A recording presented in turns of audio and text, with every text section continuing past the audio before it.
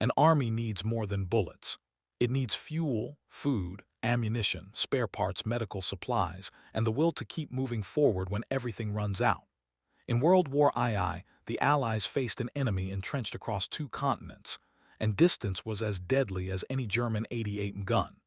Yet through American ingenuity, mass production, and sheer determination, the United States deployed every truck, carrier, and hauler they could build in music, a war won on wheels. This is the story of the vehicles that delivered victory. The GMC CCKW Jimmy, the workhorse that wouldn't quit. When Patton's Third Army raced across France in 1944, they were moving faster than supply lines could follow. The answer was the GMC CCKW, the legendary Jimmy, a 2.5-ton truck with 6-wheel drive that could go anywhere. American factories built over 560,000 of them, and they powered the Red Ball Express, an around-the-clock convoy system that delivered 12,500 tons of supplies daily to frontline troops. Music drivers pushed these trucks through rain, mud, and German artillery fire, sleeping in shifts, racing against time itself. The Jimmy didn't just haul cargo, it hauled hope. The Willys MB Jeep, the vehicle Eisenhower called decisive. General Dwight Eisenhower said there were 3 weapons that won the war: the C-47 transport plane, the atomic bomb, and the Jeep. The Willys MB was everywhere: reconnaissance, courier duty, ambulance runs, supply delivery, officer transport. Music with 361,000 built by Willys alone, plus another 277,000 by Ford. The quarter-ton Jeep gave Allied commanders mobility that German forces couldn't match. American drivers pushed these machines across North African deserts, European mud, and Pacific jungles. Small, simple, unstoppable. The DUKW, amphibious innovation under fire. Normandy, 1944.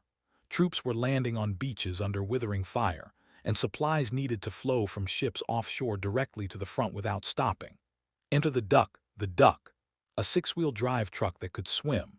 Music carrying 2.5 tons from ship to shore, and then driving inland without pause.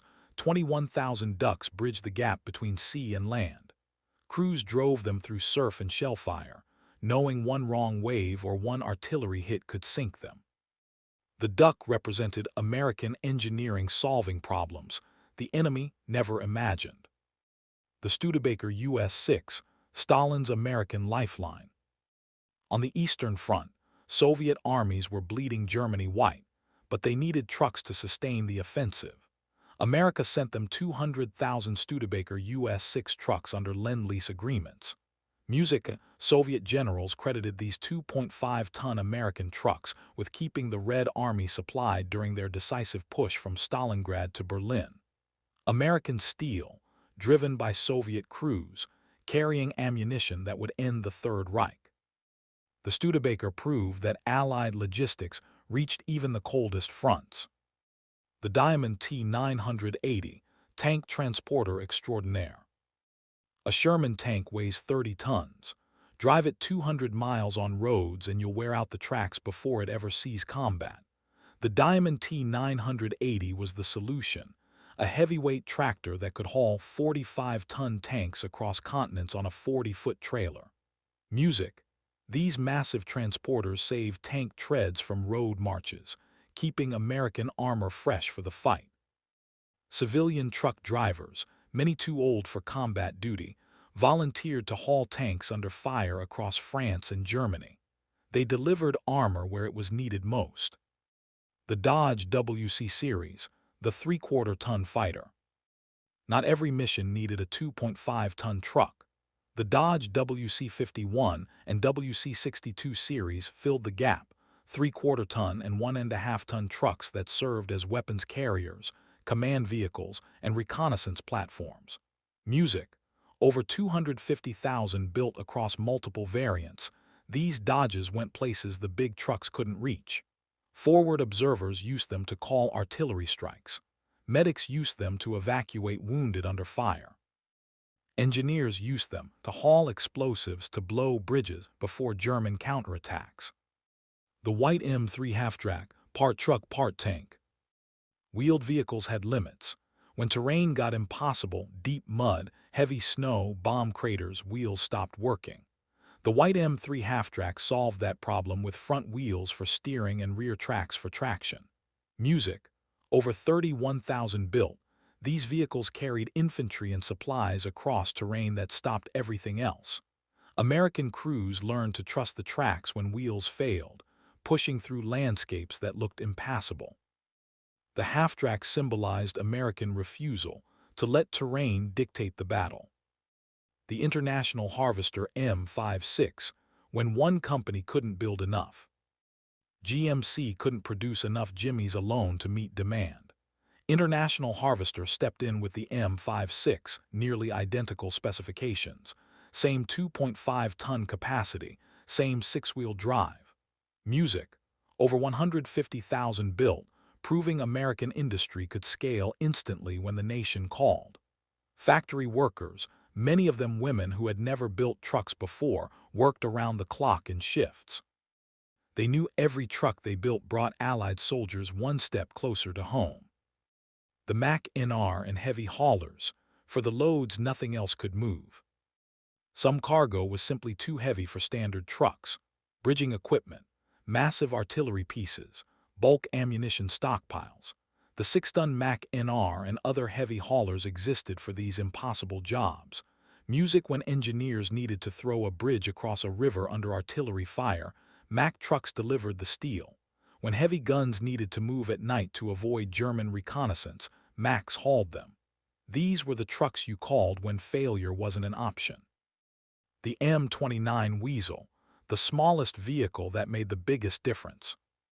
Not every supply mission happened on roads or even trails. In the frozen Arctic, across Pacific swamps, through deep snow in the Ardennes, sometimes you needed something small, tracked, and unstoppable. The M29 Weasel carried just half a ton, but it went where nothing else could. Music. American crews used Weasels to deliver ammunition to isolated outposts, evacuate wounded from impossible terrain, and maintain supply lines in conditions that would have stopped any wheeled vehicle. Size didn't matter when determination did.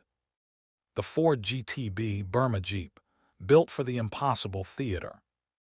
The China-Burma-India theater was hell. Mud that swallowed trucks whole, mountains with roads carved into cliffs, monsoons that turned everything into rivers. Ford built the GTB specifically for this nightmare: massive ground clearance, 1.5-ton capacity, and engineering that could survive what no other truck could. Music. American and Chinese drivers pushed these machines across the Burma Road, keeping supplies flowing to forces fighting Japan in the most hostile terrain of the war. The production miracle, industrial power unleashed. In 4 years, American factories built over 3 million military trucks. Not just trucks, an entire logistics system on wheels. From the smallest Jeep to the largest tank transporter, these vehicles represented something the Axis could never match: total industrial mobilization. Music. Factory workers, civilian drivers, military mechanics, and frontline soldiers all played their part in a supply chain that stretched from Detroit to Berlin, from Oakland to Tokyo. This wasn't just about vehicles. It was about people: the workers who built them, the drivers who pushed them through hell, and the soldiers who depended on them. American logistics didn't just support the war effort. American logistics was the war effort.